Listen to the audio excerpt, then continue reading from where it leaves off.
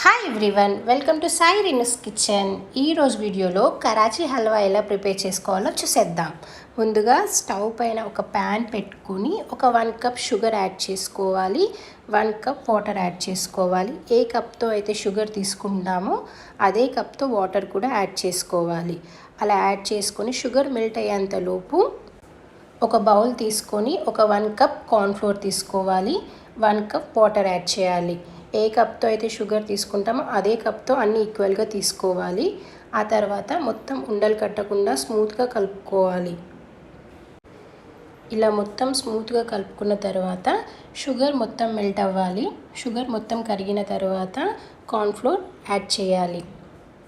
ఇలా cornflour add చేసిన తర్వాత లో ఫ్లేమ్లో పెట్టుకొని మొత్తం మిక్స్ చేసుకోవాలి. ఒక 1 to 2 మినిట్స్లో మొత్తం దగ్గరకు వచ్చేస్తుంది. ఇలా మొత్తం దగ్గరకు వచ్చిన తర్వాత ఒక 1 స్పూన్ నెయ్యి యాడ్ చేయాలి. హై ఫ్లేమ్లో పెట్టుకోకూడదు, లో ఫ్లేమ్లో పెట్టుకొని కలుపుకోవాలి.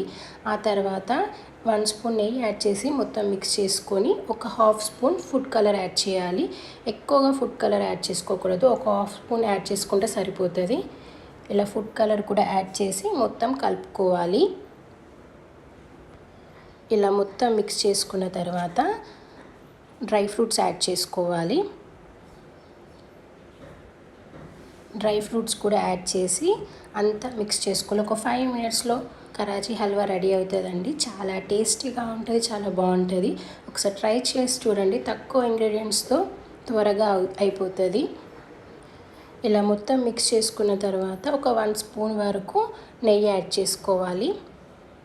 ఇలా 1 స్పూన్ నెయ్యి యాడ్ చేసి మొత్తం మిక్స్ చేయాలి. మొత్తం 2 స్పూన్స్ వరకు నెయ్యి యాడ్ చేసుకోవాలి, ఎక్కువగా నెయ్యి యాడ్ చేయకూడదు.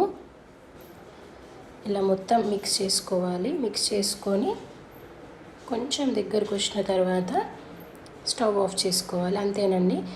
ఇలా దగ్గరకు వచ్చిన తర్వాత స్టవ్ ఆఫ్ చేస్తే సరిపోతుంది. ఆ తర్వాత ఒక బౌల్లో ట్రాన్స్ఫర్ చేసుకొని మొత్తం స్ప్రెడ్ చేసుకోవాలి. మొత్తం స్ప్రెడ్ చేసుకొని ఒక 5 మినిట్స్ పాటు చల్లారనివ్వాలి.